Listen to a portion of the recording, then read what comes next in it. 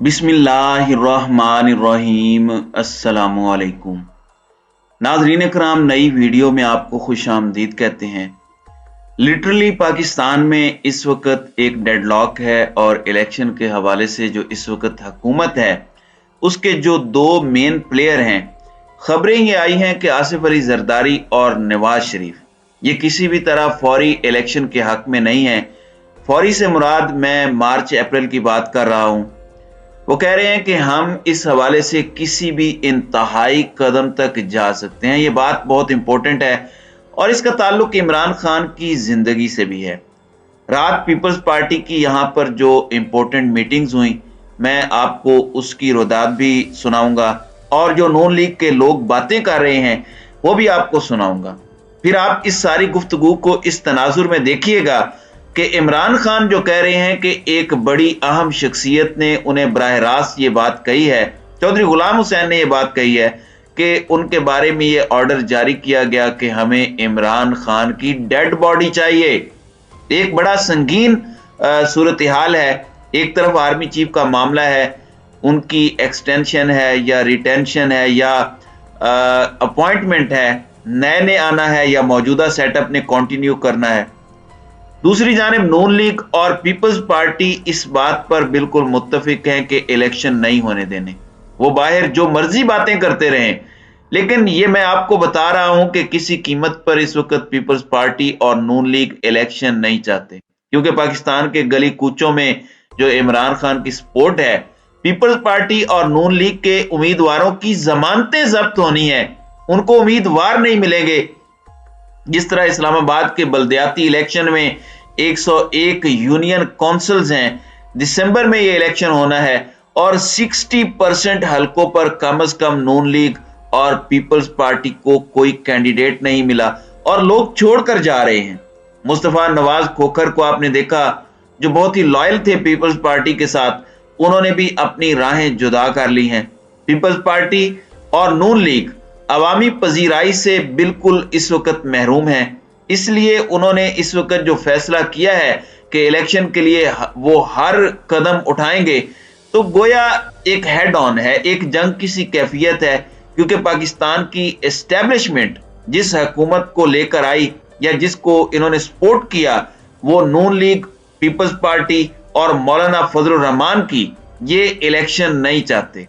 Imran Khan election चाह रहे हैं, पाकिस्तान के लोग इलेक्शन चाह रहे हैं, जबकि दूसरी जानिब पाकिस्तान की एस्टेब्लिशमेंट इस वक्त इस बीच में है, क्योंकि आर्मी चीफ इस वक्त आउट गोइंग है और अगर उन्होंने रहना भी है तो वो उनका यहां पर रहना पीडीएम के मरहूने मन्नत होगा, क्योंकि वो तो अपना टेन्योर पूरा कर चुके हैं। तो एक ऐसा सिनेरियो है जिसको अगर आप बैठकर सोचें तो आपको अंदाजा होता है कि किस कदर खौफनाक सूरत हाल में पाकिस्तान फंस चुका है। नाज़रीन कराम, अब मैं आता हूं जो इमरान खान की जान को खतरा है। आमतौर पर लोग ये समझते हैं कि अरशद शरीफ की जो शहादत हुई और इमरान खान पर जो हमला हुआ, उसमें वो कहते हैं कि हमारे अपनों का कोई हाथ है। लेकिन अगर आप गौर से देखें तो आपको ये पता चलेगा कि इसमें जो हमारे पॉलिटिशियंस हैं, जिंदगी और मौत के खेल में ये किसी से पीछे नहीं रहे और माजी में ये क्या करते रहे हैं। हमने देखा कि जब ताहिरुल कादरी और इमरान खान ने चैलेंज किया था शहबाज और नवाज को माजी में, तो किस तरह से मॉडल टाउन में गोलियां बरसाई गईं और वहां पर निहत्थे लोगों को शहीद किया गया, हामला औरतों तक को शहीद किया गया और फिर उस पर कोई एफआईआर भी दर्ज नहीं हुई और आज तक वो लोग दनदनाते फिरते हैं। फिर आप पीपल्स पार्टी का ट्रैक रिकॉर्ड देखें तो आपको नजर आएगा कि किस तरीके से नाज़म जोखिया को वहां पर कत्ल किया गया सिंध में, और फिर किस तरह पूरी की पूरी पीपल्स पार्टी उन लोगों को बचाने के लिए आई जिन लोगों ने ये सब कुछ किया था। फिर उन्होंने उस गरीब फैमिली को देयत की मद में 30-35 लाख रुपए जबरदस्ती या किसी भी तरह से देकर इस मामले को हशप करवाया। वो कातलों तक हाथ नहीं पहुंच सका। इसके अलावा अजीज मेमन जो सहाफी था, उसको किसने शहीद करवाया।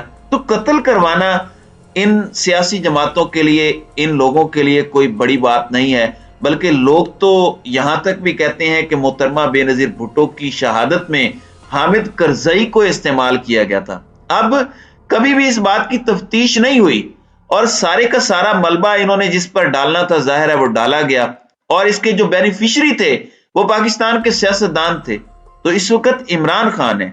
इमरान खान किसके लिए सबसे बड़ा खतरा है, वो किन सियासी खानदानों के लिए सबसे बड़ा खतरा है, वो किन लोगों की सियासत के लिए सबसे बड़ा खतरा है, किसका इक्तदार का चिराग गुल हो सकता है अगर आजादाना इंतखाबात हो और इमरान खान को पूरी कैंपेन की इजाजत मिले। इसके बाद ये पॉइंट आउट करना कुछ मुश्किल नहीं है कि कौन से लोग उनसे खौफजदा हो सकते हैं। और फिर हमें पता है पुलिस मुकाबलों का भी आबिद बॉक्सर बता चुका है कि किस तरह से किस ने ये करवाए और कैसे करवाए। और फिर हमें यह भी पता है कि जो कलअदम मजहबी तंजीमें हैं उनके साथ राना सनाउल्लाह का क्या ताल्लुक रहा है और किस तरीके से इनको इस्तेमाल किया जाता रहा है। अभी भी जब इमरान खान पर पहला हमला हुआ तो किस तरीके से इसका रुख मजहबी जुनूनियत की तरफ मोड़ने की कोशिश की गई, लेकिन अलामा रिजवी फौरी तौर पर सामने आए, साद रिजवी जो हैं, और उन्होंने इस बात की तरदीद की कि आप तलाश करें कि किसने गोलियां चलाई हैं। अपने आप को और असल मुजरमों को बचाने के लिए आप हमारी तरफ तोपों का रुख ना करें। तो उन्होंने टोटली अपने आप को इससे आइसोलेट किया, जिसका मतलब यह था कि कोई मजहबी जुनूनियत का नाम लेकर अपने जुर्म को छुपाने की कोशिश कर रहा है। साजिश जो बनाई गई है उसमें यह कोशिश की गई पहले कि इसको मजहबी जुनूनियत का रंग दे दिया जाए।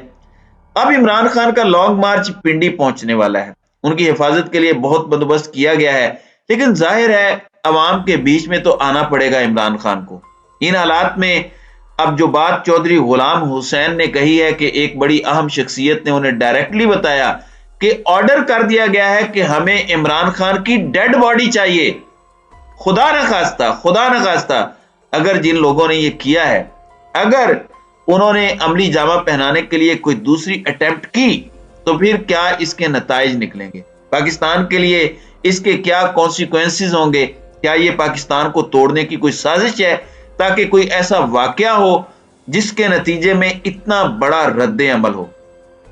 और अगर ये चीजें होने जा रही हैं तो एक बड़ा सवाल पाकिस्तान की एजेंसियों से है कि आप लोग क्या कर रहे हैं।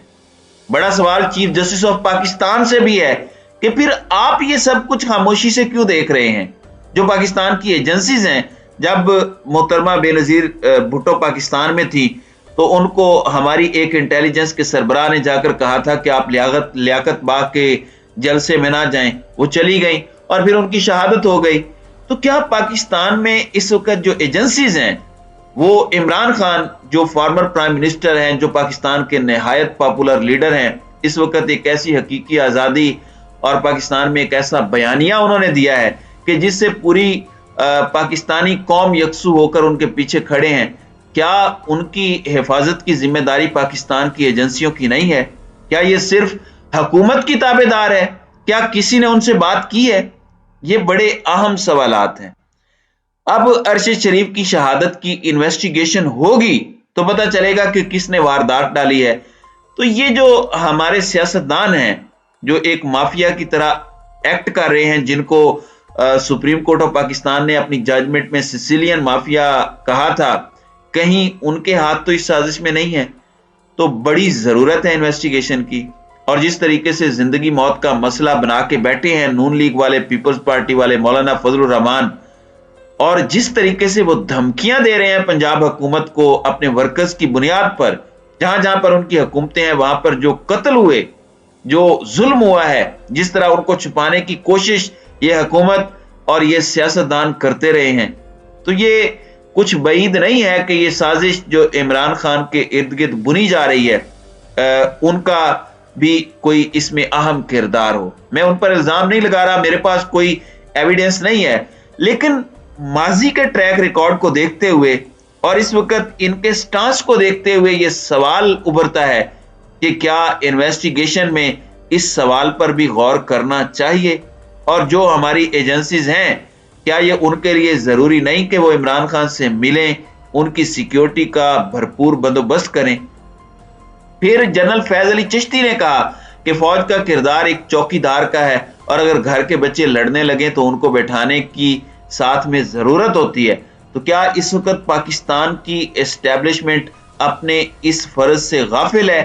بجائے اس کے کہ وہ اجازت دے کہ صورتحال اسلام آباد میں یا پنڈی میں خطرناک ہو اور معصوم لوگوں کی جانیں اس میں جائیں، کیا یہ ضروری نہیں ہے کہ جس طرح جنرل وحید کاکڑ نے بٹھا کے مسئلے کا حل نکالا تھا، ابھی جنرل باجوہ بھی اس طرح کریں؟